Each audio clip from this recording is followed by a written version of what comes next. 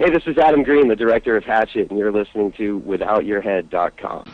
That was actually going to be one of my questions, what the suit was made out of, how heavy it was. It was made of foam. It was actually very comfortable. It was like an outer layer of skin because what they did, I have like a body stocking on. I would get into it like a leotard, except it closed feet all the way up, and the only thing that was open was my face.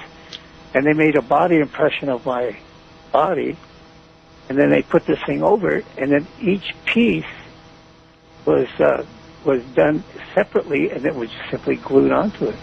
Wow! How long did it take to make that? God, it took about 2 months. Wow!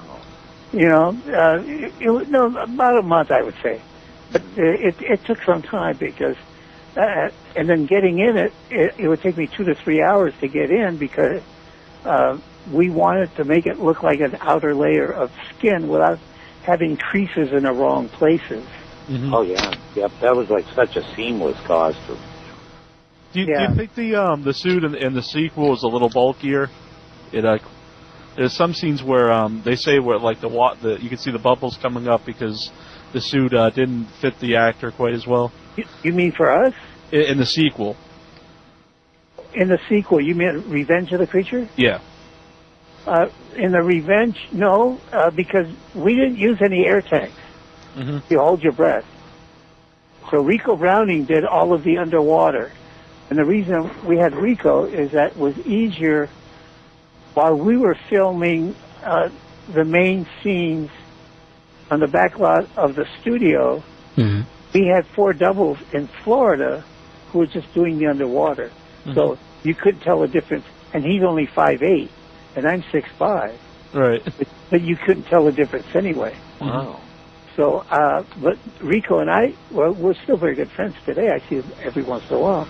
Mm-hmm. And we were what they call free divers, not scuba, free divers. In other words, we could hold our breath 4.5, 5 minutes, or we could go down to 90 feet without any suits on. Mm-hmm. So Rico had to work at about 60 feet on his scenes that he did. Mm-hmm. So we talk, whenever we do see each other, naturally we talk about the old days and diving because we love diving. And I lived in Malibu at the time.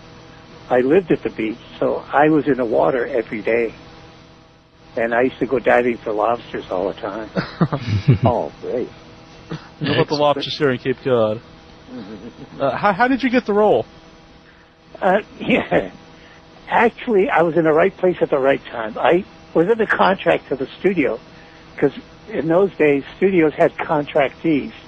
And I was a contractee, and I said, if I didn't work, I'd just jump in a car and I think I'll go down and see what's happening at the studio. And I came in one day and went down to casting, and I was saying hello to everybody. And this woman named Johnny Rennick, who is a casting director for cowboys and stuntmen, people of that type, action stuff, she said, Benny, has a studio talked to you about this movie that they're going to make about some kind of a creature that lives in the Amazon? I said, I have no idea what you're talking about. She says, well, I know you're half fish, so anyhow, she said, wait a minute. So she got on the phone. She got off. She says, can you come back tomorrow? And I said, sure. I came back the next day. She took me up to an office. There were some gentlemen sitting there, and they told me to sit, go sit in the corner. And every once in a while, they would look over, and once a gentleman said, could you stand up and turn around, let me look at you? And he said, perfect. So she took me back to her office and said, can you come back again tomorrow? And I said, sure. I came back the next day. She had a contract laying on her table for $300 a week, which today is nothing, $300 a week. Right. Because I was making $125 a week as a contractee. Mm-hmm. And so I signed a contract for it took us about 6-7 weeks to do the movie. So I got $300 a week, and a lot of people think, geez, you must have gone a big audition and all that. No. I was just in the right place at the right time. Is there any reason why they didn't put the the credits for who played the creature in the movie? They wanted to give the same illusion that, remember Frankenstein when it first came out?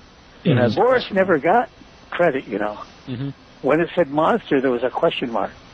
Mm-hmm. That's if you get to see Frankenstein again, the original Frankenstein, you look at the credits, you'll see monster with a question mark.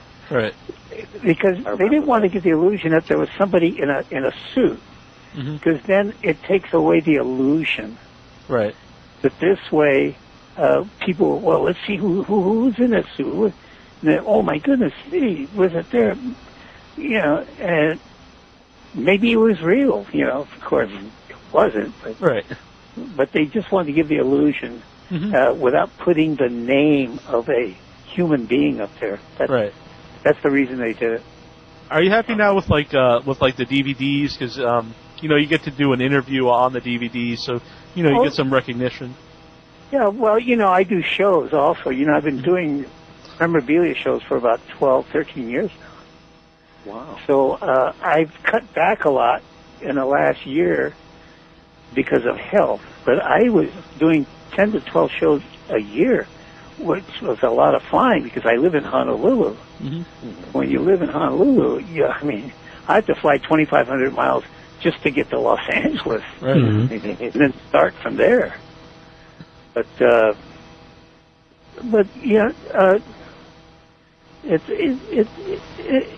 it was a lot of work. But Julie and I, we love doing those shows because it gives us a chance to talk with our fans, face to face. So. Let everybody know that you're going to be at the Monster Bash in June. It's going to be June 22nd to the 24th. Yeah, right. It's in Pittsburgh, Pennsylvania. Yeah, right. And you can check out the website. Yeah, so go to the website, and it'll tell you exactly what hotel it is. Mm-hmm. And it'll give you all the information if you want to make reservations or anything like that. And then it'll also tell you who the guests are going to be. Right. But there's another thing I like to tell people. We were the first ones to set, that type of a looking character, these 2 legs and 2 arms with a scaly body. Any movies before that, there was no such thing. But since then, you see all these weird looking guys, they look like dragons and all that, but they've got 2 arms and 2 legs. Mm-hmm. Mm-hmm. Well, we were the first ones to start that. Was that one of the first movies to really film a lot of stuff underwater? Oh, sure. Oh, sure. Mm-hmm. Oh, sure. Even there were some movies that made underwater, but not the way we did it. Right. No, not the way we did it.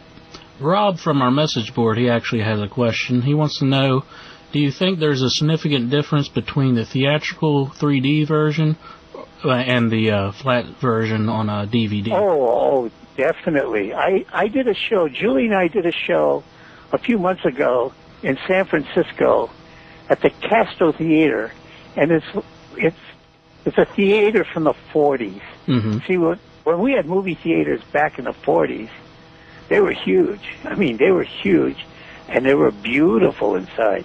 They were gorgeous. I went to high school in San Francisco, and we had the Lowe's Theater. If you went to the back row of the balcony, the stage was a little tiny thing. So they were huge. But to answer the question, sure.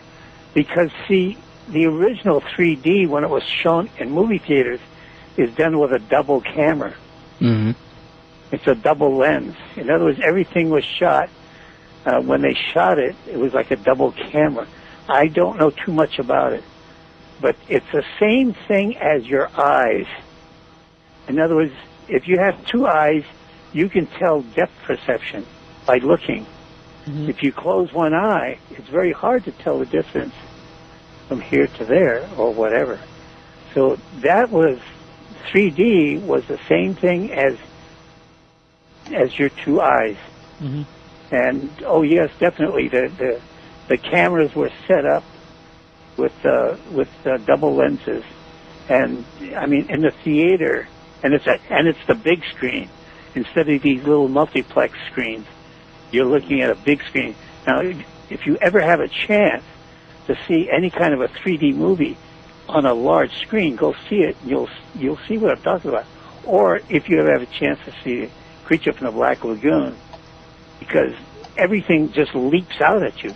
I mean, you can be sitting there, but you're going to be jumping here and there because you're afraid you're going to get hit. Because it's a I've never human seen thing. it in 3D. I'd like to see it.